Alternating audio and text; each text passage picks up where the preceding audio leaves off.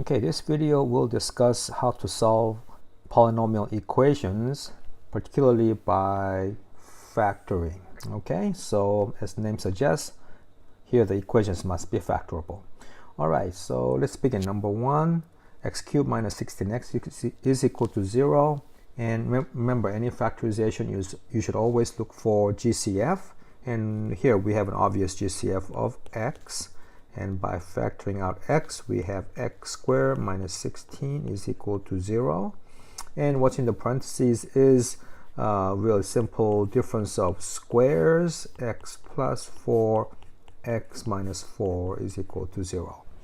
And using the principles of 0, here we have x plus 4, x minus 4, each is a factor.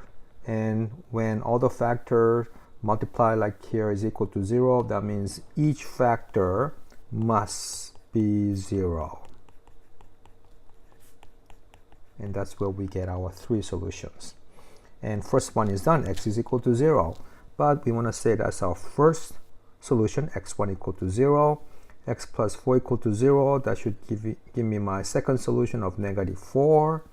And x minus 4 is equal to 0 should give my third solution of x3 is equal to 4. And you can write this in roster form: 0, negative 4, positive 4. All right, so that's my first problem. Okay, second problem. Here we obviously have four-term polynomial on the left-hand side. And usually when that happens, most likely group factorization will work. So let's try that. So from the first pair, I'm going to factor out x squared. That'll give me x minus 4.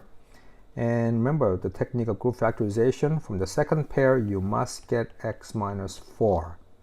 All right, and in order for that to happen, you have to have minus 9 in front of the parentheses. And you can verify this by distributing negative 4.